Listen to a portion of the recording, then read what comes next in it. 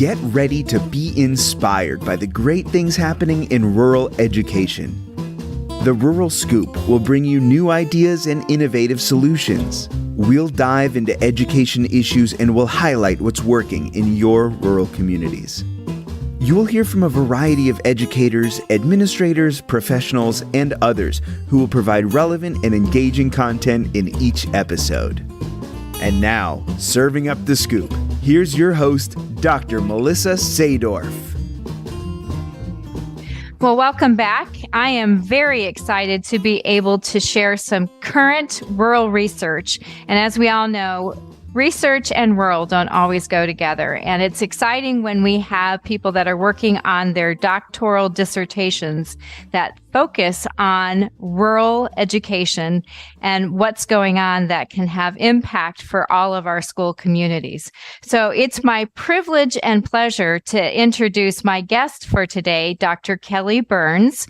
Recently, Dr. Kellie Burns, exciting to be able to call you that, Kellie, for a conversation around her research that she just recently completed.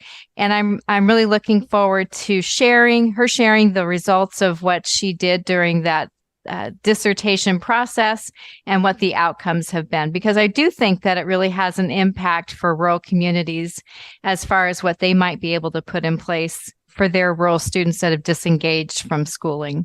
So Kellie, if you would start by introducing yourself and tell us a little bit about who you are and where you work, and then we'll get into the questions. Absolutely. Thank you so much for this opportunity. It is so important to my heart, and to know that other people are interested in this is just a gift.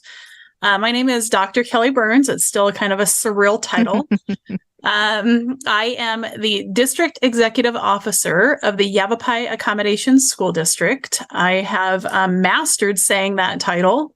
Essentially, it is the superintendent of our local alternative school, which is run under the direction of the county school superintendent. All accommodation schools are run under the direction of their county school superintendent if that county chooses to have an accommodation school district. It is an alternative school.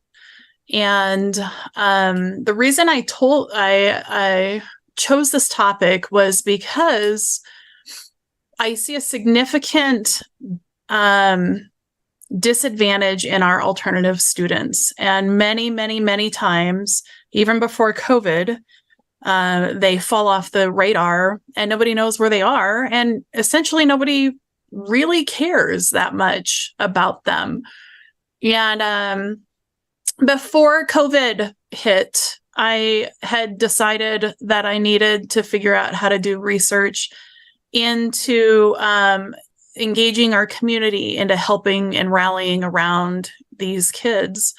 It started with a conversation that I had with a dear friend who has a heating and cooling business, and he could not find employees. And I thought, that is right up my alternative schools kids' alley. But these kids sometimes drop off the radar, and they don't engage in school and they don't engage in work. And they become lost youth. And I started to think about how I could change that. And then COVID hit, and that enhanced everything, sadly. But it was a perfect time to really delve into this information and start my research from there, and the beginnings of big change that I see to come.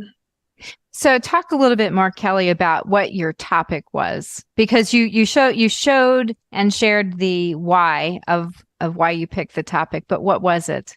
My topic was disconnected youth in rural communities. It was a case study, and it was just to determine what the effects of disconnected youth were, if any, in our small rural communities.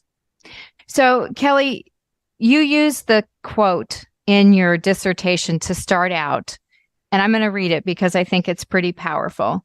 The greatest tragedy of disconnection is the loss of an individual human potential, not only the energy, talent, and ideas that each young person can bring to the table, but also the positive economic contributions a young person can make as a working tax-paying citizen. So with that as the background, can you explain what the term disconnected youth means? And then how does it show up differently in a rural setting? Because there are disconnected youth in all different locales. Okay, so disconnected youth, the term disconnected youth, the official definition of disconnected youth is youth ages 16 to 24 who are not currently employed or working. And that does not include the kids who have graduated from high school who are headed to college, and they may not be working. They're not obviously in school at that time. Mm-hmm. They're not working, but they are not included in that definition. These are the kids who basically have fallen off the grid, who are not in school and who are not working for a long period of time. They are the kids who are long-term less likely to contribute to the job environment, get their high school diploma, even their GED, anything like that. Shows up a lot differently in rural settings than urban because there are a lot less services available to our disconnected youth in rural settings. They're not only educationally and in the unemployment realm of disconnection, there's not as many schools available, especially not as many alternative schools available, which most of these kids strive in. But there's also ineffective mental and health services. They have an increase in health challenges, and there's little to no public transportation for them. If they don't have a car, they can't get anywhere. They experience higher incarceration rates, and that is parental and juvenile incarceration rates. Rural area disconnection is about 20% of our youth, as opposed to the lowest percentage being small cities, which was just under 13%, and the larger urban areas were just over 14%. Another statistic that I found absolutely shocking in this research was that 20% of Americans live in rural areas, but only 9% of the nation's physicians practice in rural areas, which means 91% of our nation's physicians and healthcare providers are in the big cities and the suburban communities. So that puts them at a tremendous advantage for any services in our communities. I had never heard that statistic before. That is shocking. I did not know that. Yeah. Yeah. So we all know that the pandemic had a huge impact on our students across the country, but talk specifically about what your research showed around how it impacted youth in those small rural communities and what you saw as a result of the pandemic in your research. So my experience as the district executive officer of the alternative school was when the COVID shutdowns hit, many students and families saw it as an opportunity to go out and get a full-time job. And then they were faced with a lot of bills, and they could not afford to, once school started up again, they could not afford to return to school. Now, most of these kids wouldn't be considered disconnected because they are working. A lot of them had babies. They became parents. A lot of them got involved in a lot of substance abuse. They had even more barriers ahead of them for mental and health services because our health communities were overcome with COVID patients and all the restrictions that fall into that realm. They sometimes were denied the ability to seek services. And then there's just not as many available in the rural communities. So it was a significant barrier that they faced, and some of them just gave up. Which caused, obviously, that disconnection that you're talking about. Absolutely. Yeah. Yeah. To use one of your research questions, because you had some really good questions, what causes youth to become disconnected beyond what we just talked about? And second, what are the social and financial implications of that disconnection on a rural community? Okay, so most of the kids that I interviewed, most of them were family issues that caused them to become disconnected, whether they had significant family responsibilities or substance abuse in the home or no support, just struggling families. That's what caused most of them. I did have one participant who had a significant amount of support in his home, but he just was not interested in education. And so that we do have those as well. It's not always created. Sometimes it's internal. The social and financial implications of the disconnection. Well, socially, we have untreated health struggles. One of the participants, she's a very strong girl, but she fell under the radar as having health struggles. She's not somebody that you would look at or speak to and think she's got a lot of mental health struggles. And she did. And she quit because she was too depressed. She felt doomed. She felt that she wasn't worth the struggle for getting her to school. She had a lot of responsibilities within her home. She was taking care of her little siblings. Her mother was very, very ill with a brain injury or problem. And her dad was facing prison time. And she just gave up. We've got increased incarceration rates as well.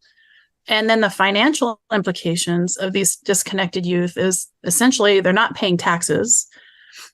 So our communities are not receiving those funds from their employment.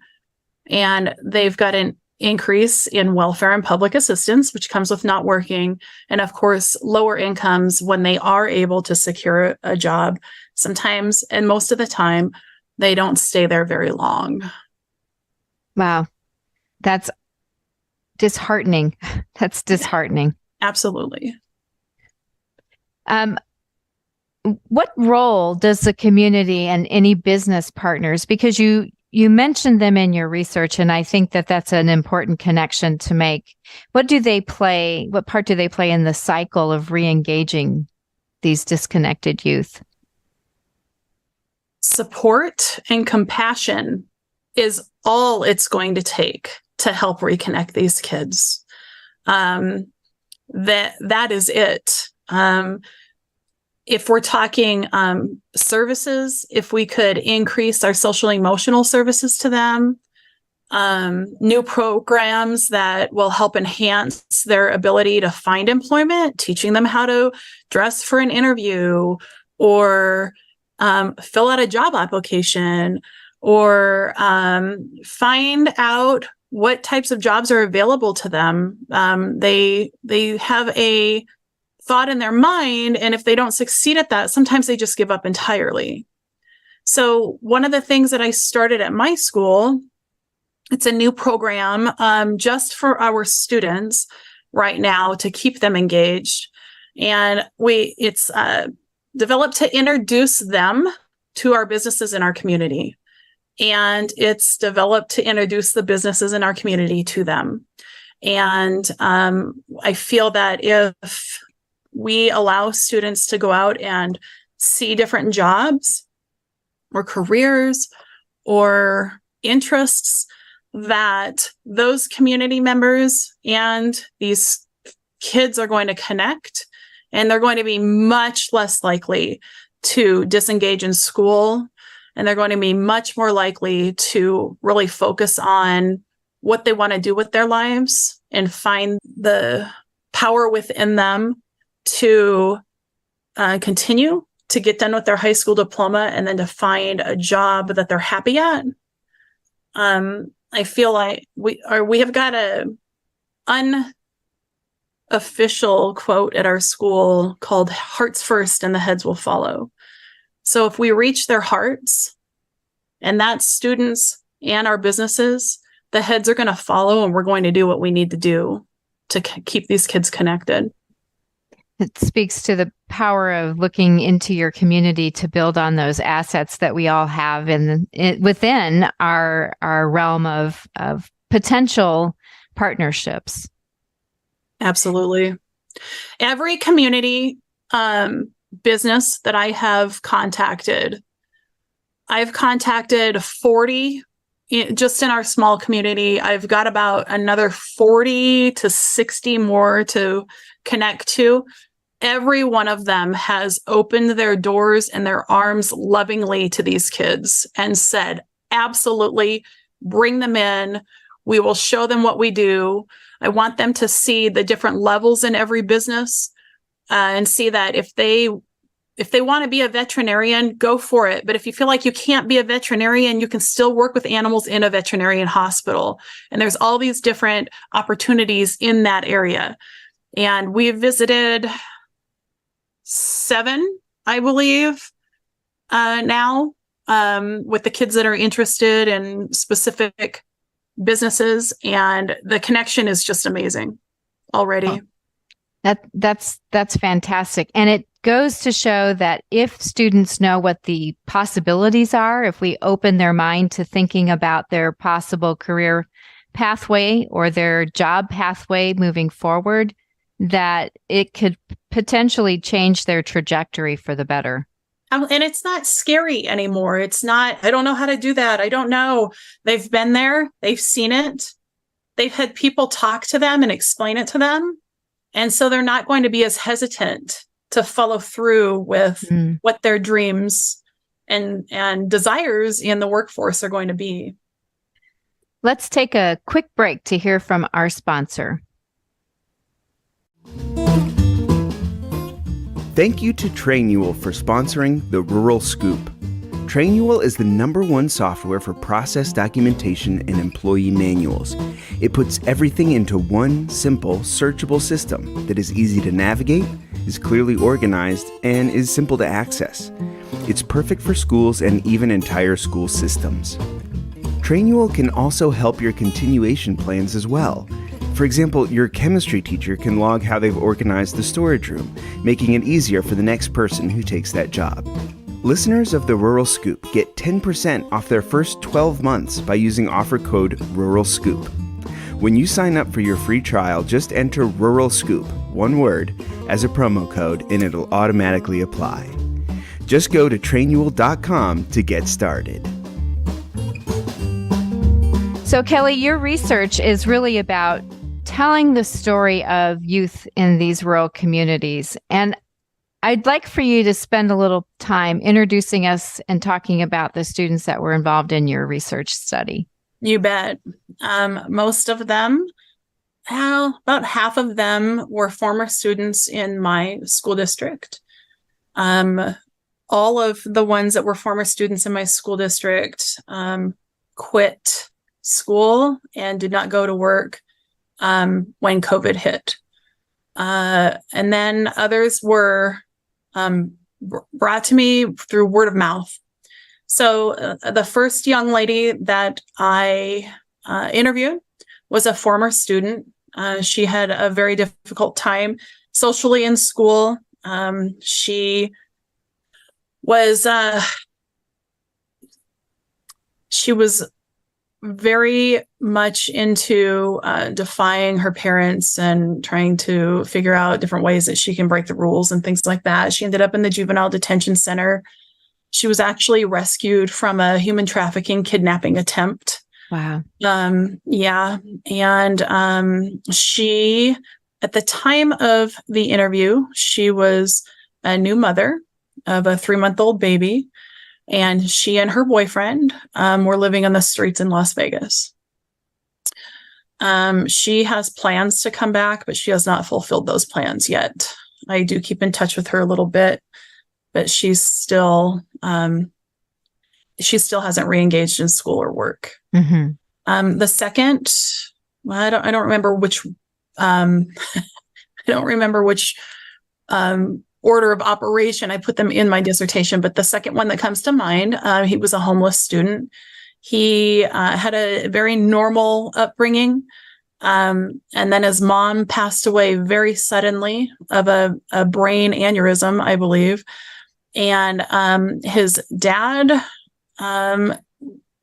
developed some significant mental health issues. Dad left for fear of government repercussions for COVID vaccines and things like that, and essentially went to live in the woods somewhere and left this student and his brother on their own in their apartment. And this student was a student, and then he quit school to try to go to work with his brother. But essentially they ended up, neither one of them working and living in a parking lot in one of the local grocery stores parking lots. He continually came to ask for assistance. He would come to the school and take showers and things like that. He has reengaged. In fact, he graduated. I opened up my house, and he's living with me right now. His brother is just happy being homeless. So his brother continues to be very disconnected. But he is a high school graduate, so he has the potential to get a job. He just is okay with not working right now, and that's his decision. The next girl that comes to mind, she became a mother of two very quickly, back to back.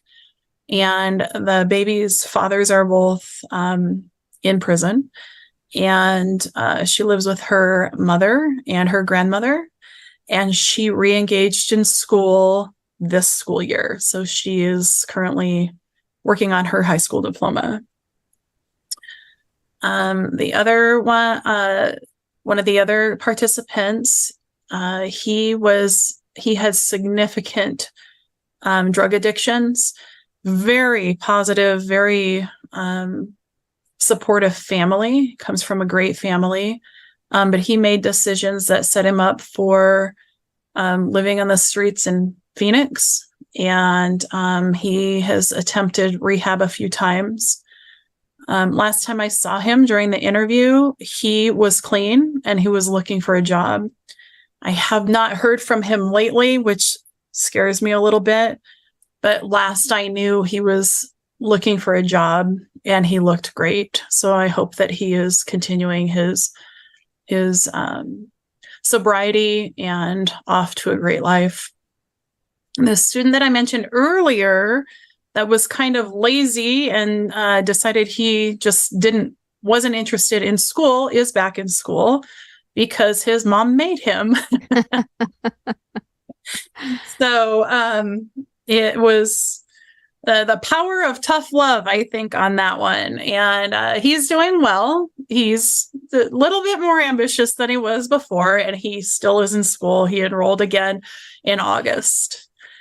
The one of the GEM students that I talked a little bit about her before. Her mother was very, very sick as well, and she was caring for her young siblings, and her dad was preparing to go to prison.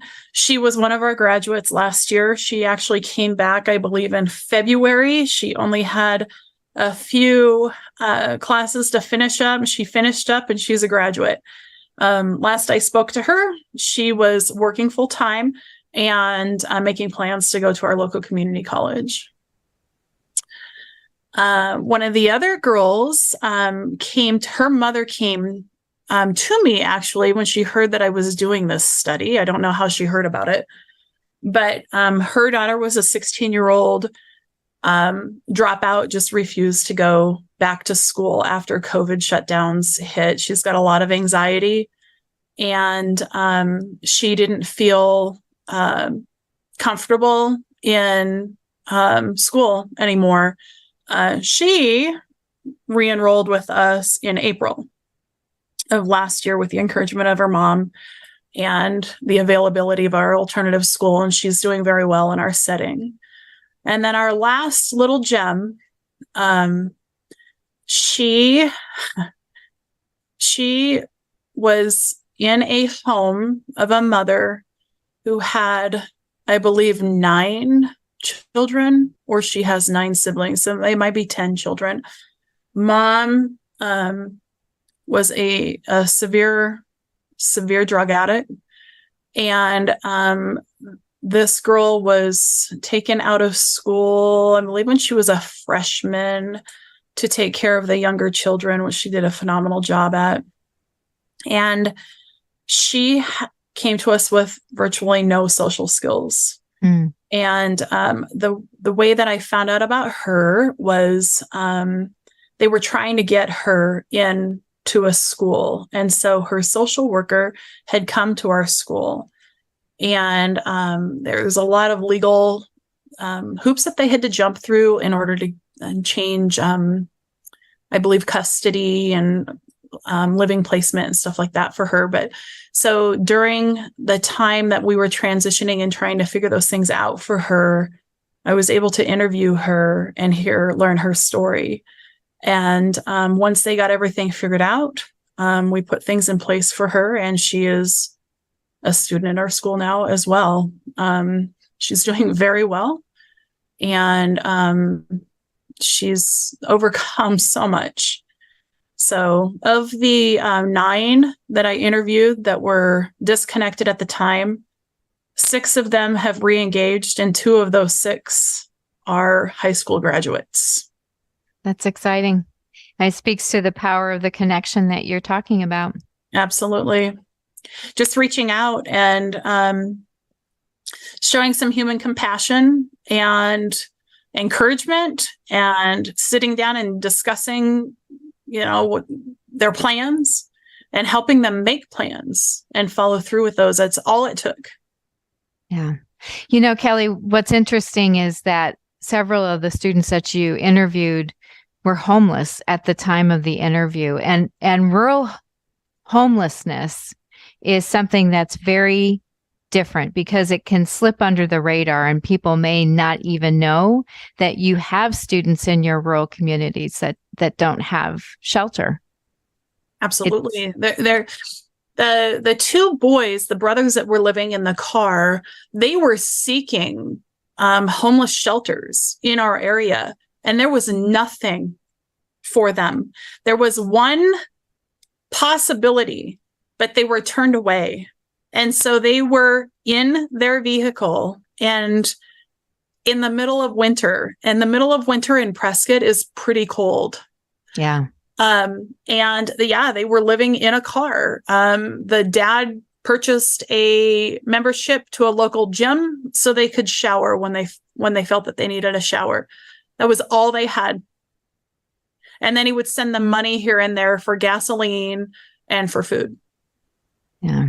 It's very different in a rural community where there's a lack of access for resources anyway. Mm-hmm. It's even more difficult in a rural setting when you have that homelessness for those students. Mm-hmm. Yeah. So beyond the fact, obviously, these youth that you were interviewing are very worthy of our time. And as you have shown, there are positive results that come out of that. But why is it important? If you could explain the why behind it, if people still aren't convinced of the why.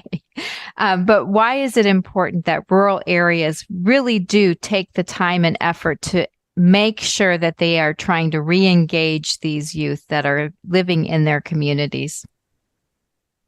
Well, if we focus what's on important to people, finances are very important. And if we help the community understand the financial implications, the things that they're having to pay for as a result of these disconnected youth, I know that's not the most important thing, but to others, when they realize, oh, I'm paying more taxes because of X and X and X and X and all these different implications that are being brought to our financial pocketbooks because of disconnected youth. They're not paying taxes. If they're not working, they're not paying taxes. If they're not in school, they're not learning anything. And if they are working, it's very, very little. They are jumping from job to job. They've got very minimal pay. The incarceration rates, I've mentioned that, are much higher because they have nothing to do. And the increased welfare and public health costs are increased when our youth are disconnected as well. Essentially, though, it's the reason that we need to get involved with this is it's what's right as humans. That's why. So yeah. I had this epiphany a while back, and I thought essentially none of us are alive today because we did it on our own. We're all on this earth because somebody's helped us. Well said. And it's our duty to help others. And the fulfillment that comes with that, you know that. The fulfillment that comes with even just smiling at somebody and having that stranger smile back at you changes lives. And so if the fulfillment part of, if we can get our community to recognize the fulfillment aspect of helping our disconnected youth, it's going to change our entire community. Very, very well said. I mean, they have potential to be game changers within our community if we make sure they have the tools. Absolutely. So, Kellie, you talked a little bit about how the students that you were able to reconnect with, what they're doing moving into the future. But what's next for you? You've got your doctorate, you've published your research. What's next for you? Well, I talked a little bit about the program that I created and have set in motion in my school district. That was it. That was the first thing that I wanted to do to keep them in school and to not increase our disconnected youth.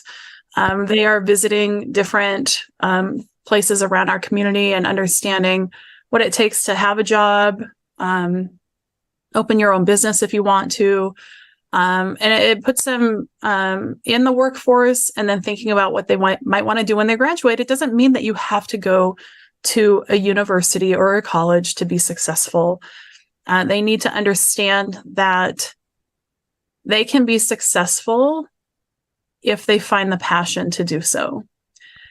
I also have been rather successful through the power of social media and advertising and word of mouth and getting out in the community and finding other disconnected youth and re-engaging them. We are a very tiny school district, about 80 students, but I think this year alone, we've had about 10 of those who were formerly disconnected that I have never met before, but they just heard of us word of mouth, or their parents heard of us word of mouth, or advertising. I spent a lot of time on and money on Facebook. And so we've had about 10 formerly disconnected youth come back that go back to school. And then later, once I get my feet wet and on solid ground with these projects, I plan to get out into our community and educate our community and our small businesses and our people in our areas about the disconnected youth and why it's so important to get involved and to rally around them. Any plans to take this out further than just Prescott and that area that you're living and working in? You know, in the grand scheme of things, that would be great. But I need to make sure that I do this the right way. And so, yes, if I am successful at transforming our community and getting them involved, I would absolutely be more than happy to go out and help in other communities. So, Kellie, as we wrap up our time here, is there anything else that we didn't get a chance to touch on that might be important to highlight, either with your students, with your community, or with the research that you did? The only thing that comes to mind is that everybody can make a difference, and it's not going to cost a dime. It's just engaging and listening and a little bit of your time and helping. Maybe you know somebody that's disconnected and they feel lost and they don't have the guidance that they need. It's maybe just some time and compassion, and that's going to change lives. And it's once you change one life, it's a domino effect, and it's going to change others' lives. That's the only thing I can think that our listeners, that they can do this as well. It doesn't take a big study and a whole bunch of money to get a doctorate to learn how to do this stuff. It's the art of human compassion and connection, and that's all it's going to take. And Kellie, I think it starts with, as you said earlier, noticing. Absolutely. Noticing that they're not there. Yeah, not sticking your head in the mud and pretending like they're not there. They're there and they're everywhere. Yeah. Well, I appreciate you taking the time to highlight your research. It is very important. And I'm sure that there are people in all of our rural communities across Arizona and beyond that could benefit from just making sure that they're noticing those students that may not be engaged in either school or the community at large. Absolutely. And doing something about it. So thanks. Thank you so much for allowing me to explain this research. And it's part of what I imagined in making a difference. So I appreciate it. Thank you so much for listening to The Rural Scoop. Please be sure to rate, review, and subscribe, or even leave us a comment.